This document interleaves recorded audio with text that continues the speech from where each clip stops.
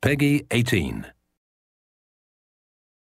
Hi everybody, this is Noah Hughes, Creative Director on Tomb Raider, and we're here at Crystal Dynamics. We're going to take a look at a segment of the game that's going to showcase some of our combat and high action sequences. So we can see Lara walking down these steps. She can overhear conversations from the enemies.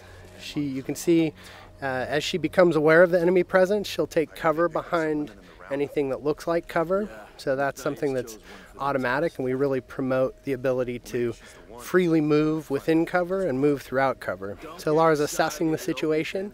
She can overhear bits of story and understand more about what's going on the island. But most importantly, she can sort of use brains as she approaches this situation. She'll take out one guy. We can see that the enemies are reacting, so they're creating cover for themselves, reacting to her situation. Another guy's trying to flush her out of cover with the Molotovs. This is just an example where we really try to make the AI adapt to the situation, but also promote movement from the player so that they're not just stuck behind cover and playing sort of pop and shoot cover games. We really promote that movement. So we can see Lara approaching here. She's got her a new gear element, the rope arrow. She's able to create her own zip line. And with the shotgun and the zip line, she's now back to an area she had been before, but able to access spaces that she had never been able to get to. Are you there? I'm here, Sam. Are you okay? What do they want with me, Lara? A fire ritual? This is so fucked up. Listen, I'm coming to get you. I'm going to get you out of there. Please, please help me, Lara. I promise. I promise, Sam. Hey, Oh no! Sam? No! Sam! Help me! Stay away from her, you bastard! Stay away!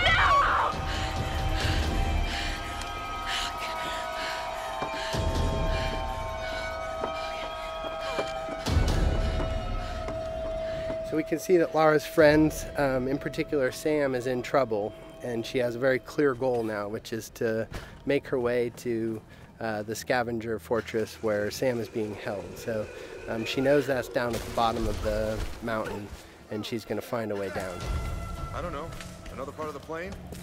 Keep working. I'll go check it out.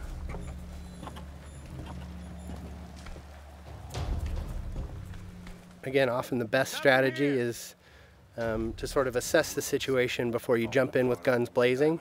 Of course, you're always welcome to just open fire, but the game really promotes sort of that tactical approach in some situations. So Lara's able to wait till she has a clear vantage of the situation without being spotted by the enemies. She sees an opportunity in the fire, and she's able to open combat by really decimating the enemies with the environmental opportunities and then finishing off any stragglers. Now, last time we showed this space, we took the left route, and this is just an example of a forked path where you can see them coming up the path that we would have come down naturally. But because Lara's observant and she's taking advantage of her traversal in the environment, she can get the drop on these guys in a way that you may not if you weren't necessarily utilizing traversal to progress and keeping your eyes open for those opportunities. So again, Lara using the barrels as part of the environment to sort of create chaos within the enemy AI and take advantage of that chaos. So again, Lara just not necessarily being all about the biggest firepower, but really trying to use a tactical approach to combat.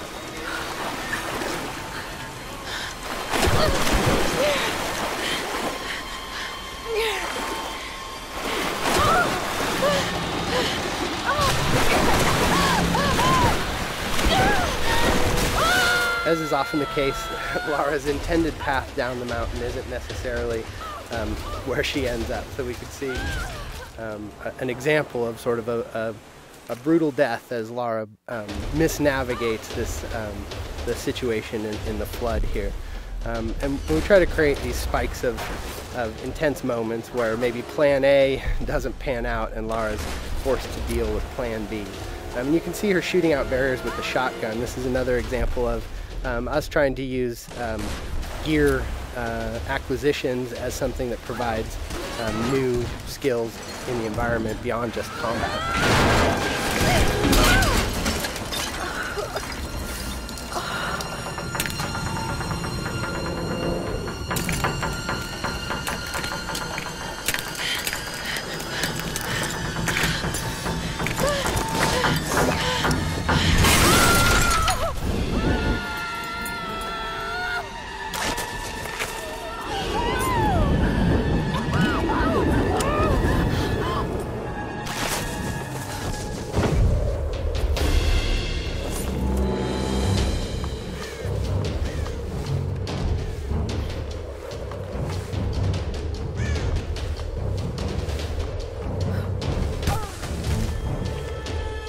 see that Lara's been able to adapt to this turn of events and managed to find her way down the mountain, but is a little bit worse for wear, having gone through a pretty traumatic descent.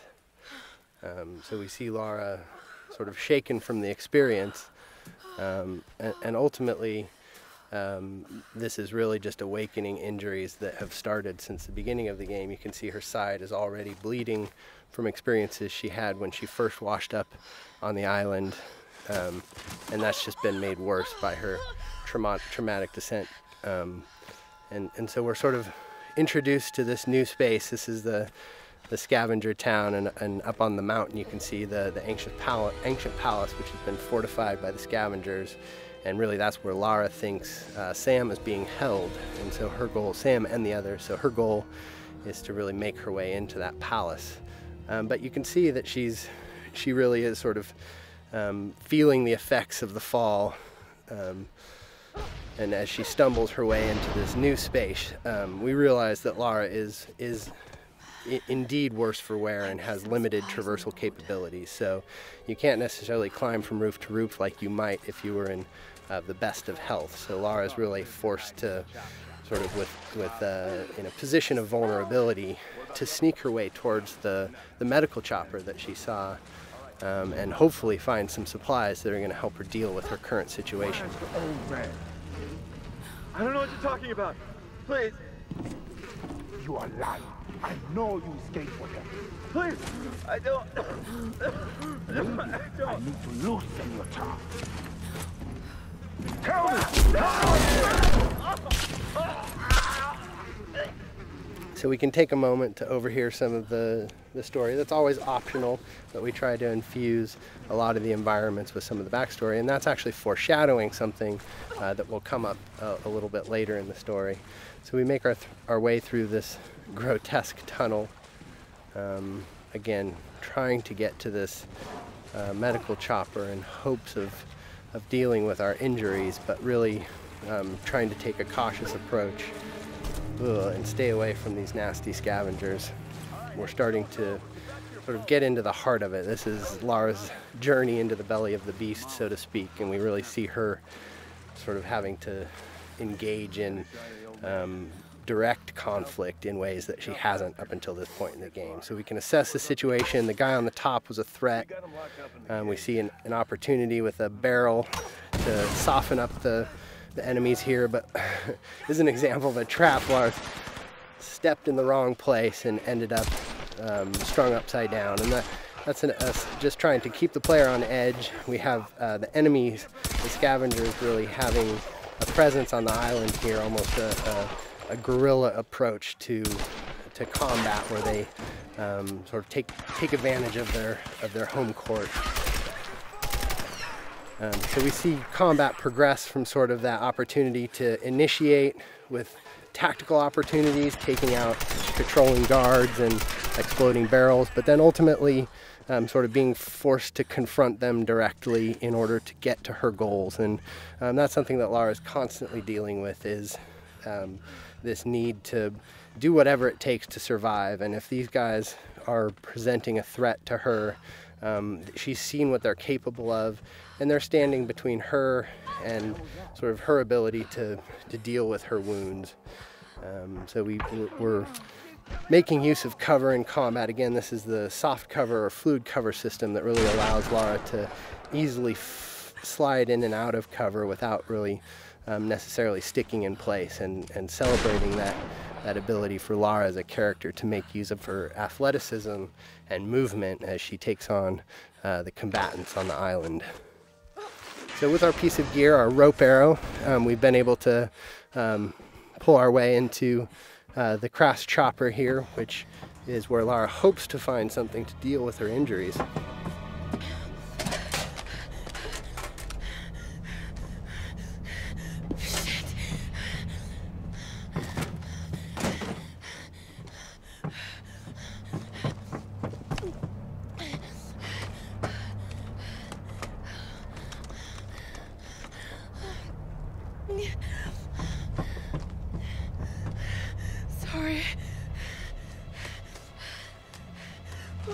All right, thanks everybody for joining us today. Stay tuned. We'll have some more things to show you down the road, but I hope you enjoyed our traversal down the mountain into Scavenger Hub today, and some more glimpses into our combat systems.